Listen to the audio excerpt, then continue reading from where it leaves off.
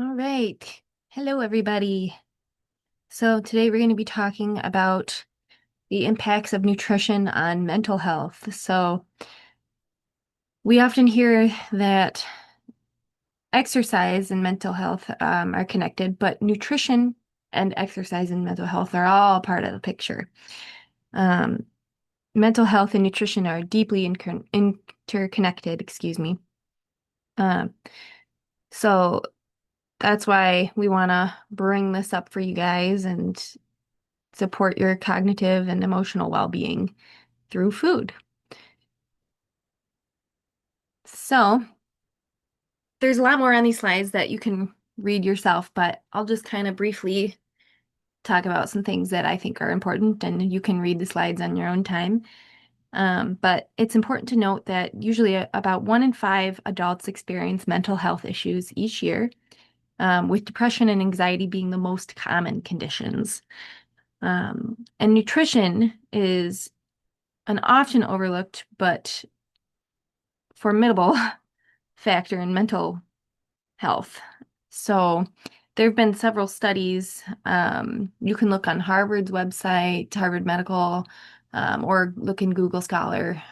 Just search mental health and nutrition, and you'll see there's tons and tons of evidence linking the two together. So that's if you've ever struggled, even with just bad moods, nutrition plays a huge role. Another thing to note is that 90 to 95% of serotonin, or the one of the feel-good hormones, is produced in the gut. So a healthier gut equals a healthier mind. So let's talk about the role of nutrition more specifically. So again, like I said, that gut-brain connection, that's a real thing. You hear that often in some woo-woo spaces, but it is actually backed by data. Um, a big portion of the mental health influence is actually blood sugar regulation. So if you've ever been hangry, that's actually low blood sugar that's making you grumpy. So when you're eating things that spike your blood sugar, it often causes a crash afterwards. So you get this peak that, say you had like a extra rich dessert or maybe too many carbohydrates in one sitting, that's going to bring your blood sugar way up. And then your body's like, okay, our blood sugar is really high, so we got to pump out some insulin. And insulin is what helps bring sugar into the cells so your body can use it. So that insulin's going to come in, bring all that sugar into your cells out of your blood, and your body's going to go, oh no, my blood sugar is really low. And then that's when you start feeling grumpy, um, and not so great, maybe a little shaky. And then that's where sugar cravings often come from as well, because your body's like, how do I fix this? I need to correct this. Oh, sugar will help me balance, and then it's an endless cycle. So that's something to keep in mind. It's often related to blood sugar. But we do know that good nutrition, can help avoid those things. So when you're eating lots of balanced meals that have carbohydrates, fats, and proteins, you're not going to get those blood sugar spikes as often, and that's going to help keep your mood stable. So, this I took from a Harvard medical study. So they basically are just saying a diet rich in fruits and vegetables has been associated with better mental health, to summarize that. So getting all those vitamins and minerals, and fiber and all those important things contributes to your mood and overall mental well-being. So when we're getting enough of those things, that can help support your mental health. And the way I like to think about this is, if there's something that you can do without going to the doctor, why not do it? Not saying going to the doctor is a bad thing, but it's a little easier on your wallet to get some fruits and vegetables than to go be like, hey, I'm not feeling well mentally, doctor. and have a $200 bill from a visit with them. So that's one thing you can think of. It's a lot cheaper to get your fruits and vegetables in than to deal with the problem once it becomes a problem. Some key nutrients that are involved in mental health and mood. So omega-3 fatty acids. So you get those from fatty foods, and by fatty foods, I mean the healthy fats. So things that we talked about before, like salmon, nuts, walnuts are a good one, um, chia seeds, things like that. And those are good because they support your brain, but also they are known to reduce inflammation. And inflammation um, has been linked to poor mental health. So as much as we can do to get a variety in our diet and maintain those stable blood sugar levels and get enough nutrients, that's really what your body needs. Of course, there's always extra cases where, maybe you do need extra support from your doctor. By all means, do that. But at least you're hitting your bases first with diet and exercise and supporting your body through those tough times the best you can. B vitamins are also a good one, and that's because they can kind of support your nervous system. They're very linked to the nervous system.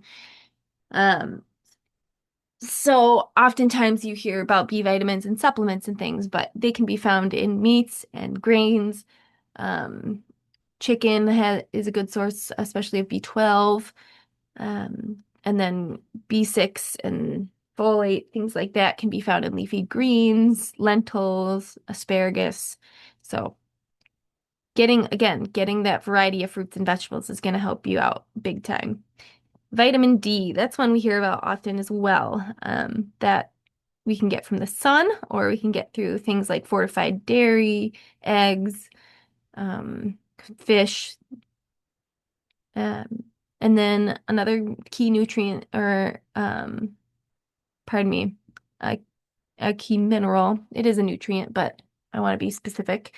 Magnesium. Magnesium also has links to mental health. So if you're looking into that, things like dark chocolate, certain nuts, um, and other food sources are a good way to get that in. All right. So again, daily vegetable intake has been shown to reduce symptoms of depression. And this is in people with clinical depression. So they've been diagnosed by a mental health professional. But consistent intake um, does contribute to overall mood improvement for those reasons, like we talked about earlier. Um, let's see. The next thing. So we learned a whole bunch. I just spouted a whole bunch of information at you there. Um, So the best thing we can do is take actionable steps towards these things. So what do we need to do? So we need to increase our fruit and vegetable intake. So getting a variety, eating the rainbow, gets you a variety of nutrients as well as fiber and water and all those other good things. So by having that variety, you're going to increase the likelihood that you are getting enough. Um, and sometimes this means sometimes you gotta just reach for a fruit and vegetable when you would rather have another snack. And I know that doesn't sound very fun. Maybe it does to some of you, but sometimes you're like, have I eaten enough fruits or vegetables today? And I'll go to my fridge, I'll grab my box of greens and I'll eat them like chips, just so I can have them. Sometimes it's just pure function.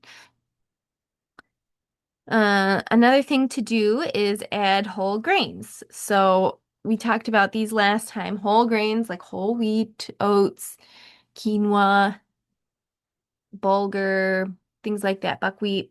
So I'll try to get those in because they have fiber. So they're not going to spike your blood sugar as much as if you had had, say, a slice of white bread or white rice. Um, so making sure you get that fiber to avoid that blood sugar spike. Um, and then proteins, lean proteins, again, they often have those B vitamins like we talked about before.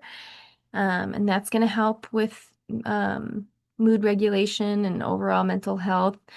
And then oftentimes those lean proteins have other nutrients and have enough protein to decrease those blood sugar spikes as well. So that's a huge part of this. Lastly here, including enough healthy fats. So that's what we talked about with the chia seeds, salmon, walnuts. Um, this isn't a great picture for that. I think I switched those. So um,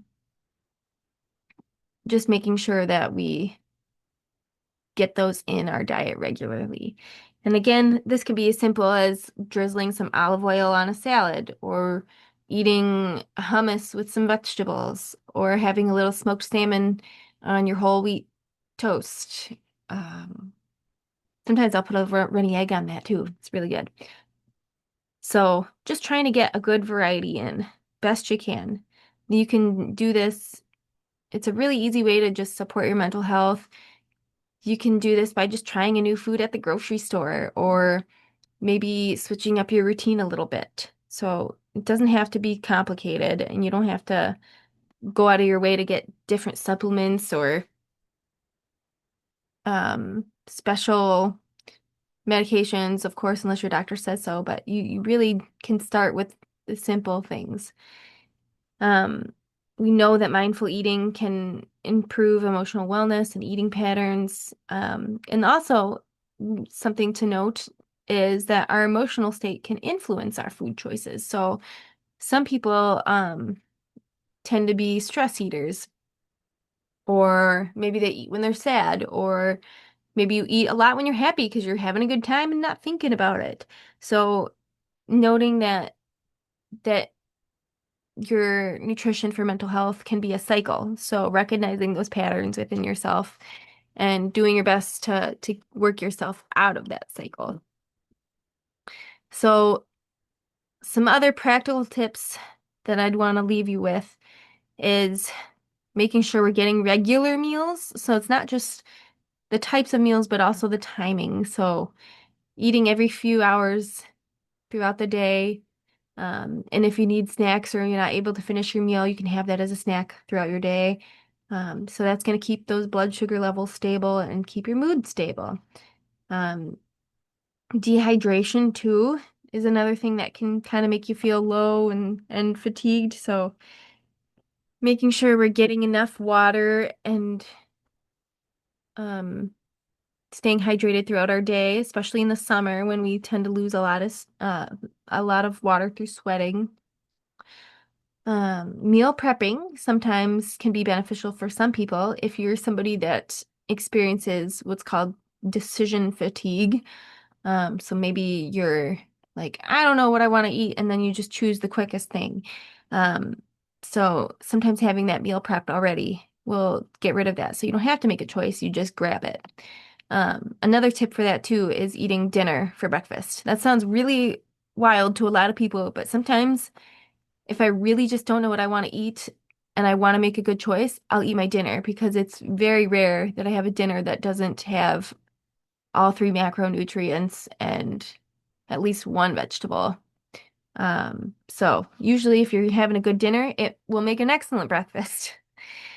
Some other things to think of are limiting caffeine and alcohol. So these can kind of lead to poor mood over time too. Alcohol, we know, disrupts sleep patterns. And when you disrupt your sleep, that's gonna play a big role on mental health and mood. I know I've been tired, grumpy before. And then caffeine too it's a stimulant, so that can affect how you're feeling throughout the day. But all in all, we hit the home points here, and we just want to recognize the patterns that we go into throughout our day and notice how they make your mood feel. So I had somebody, you know who you are, recently tell me, hey, I noticed when I was eating processed food, it really tanked my mood. And a lot that's really common. So make notes of things like that in your food logs and your weekly journals so that you can kind of notice those associations and work around them so that you can have a better experience in life. But if anybody has any questions, let me know. And I know this one was kind of rambly, but um, it's such a broad topic. I'm trying not to get too deep.